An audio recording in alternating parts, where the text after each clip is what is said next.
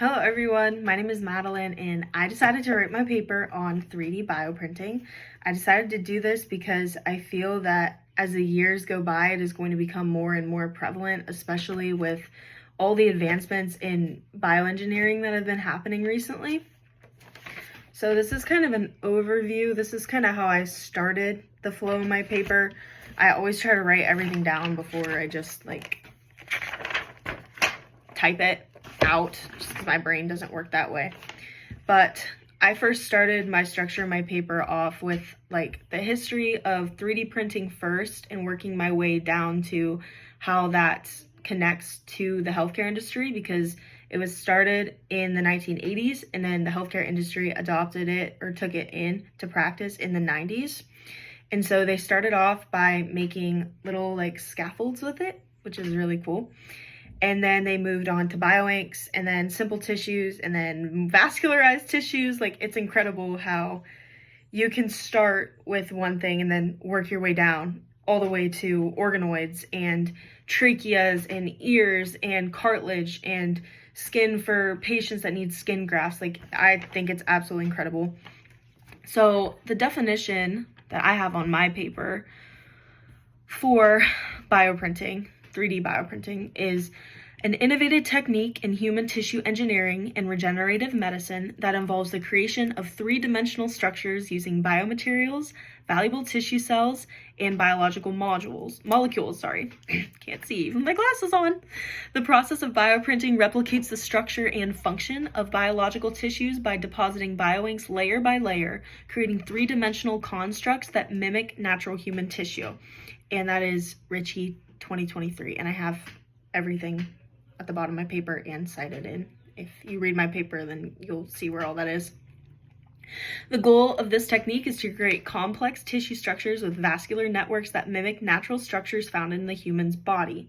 The level of detail that goes into bioprinting is important for creating functional tissues that are suitable for organ transplantation. So that is pretty much the goal of bioprinting in the future, is to be able to create viable human organs that can be transplanted into a person and that matches their genetic code and detail and everything, so that that heart does not have to be harvested from someone else, and that patient might not have to wait on a wait list and pass away because they've been waiting for the perfect donor. It's honestly incredible. So I will move on to what I think was difficult about this. Obviously the research part, this is kind of a newer thing. Even though this started in the 90s, it was kind of taboo at first because it was very expensive to get your hands on a 3D printer, let alone the cost of the facilities and the research to be able to use genetic, human materials and all these things to create these tissues.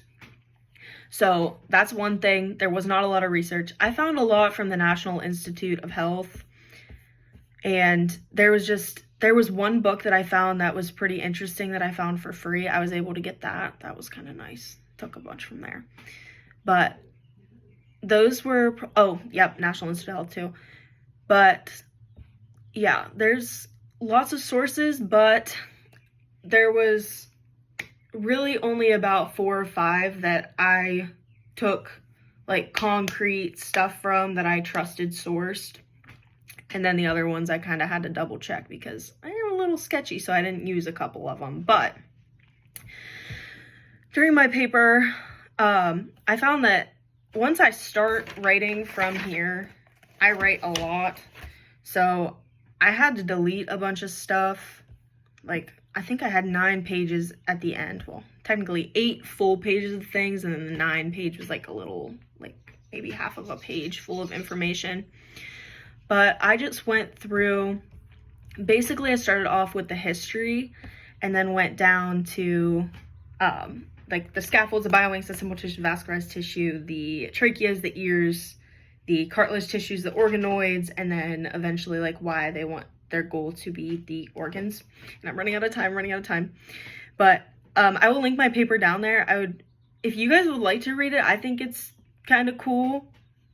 I just think it's something that should be more out there for people, because this could help anyone, and you never know who, yourself or anyone in your family, if they might need an organ in the future. This would be revolutionary to that, and just revolutionary to the healthcare system as a whole. So I think for me, I would definitely need to fix a lot of my citations, because they're in here, but they're at the end of paragraphs, so probably moving them around. That's what I've been doing for the past like day and a half, is making sure that they're all moved around. And just deleting like 2 pages of information, because I knew my paper can't be that long.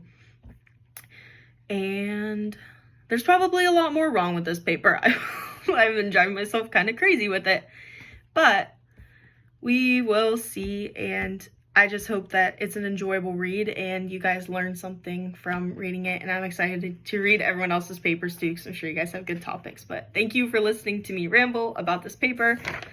It has driven me so crazy, and I hope that I have produced something that is enjoyable and educational for you. Thank you guys.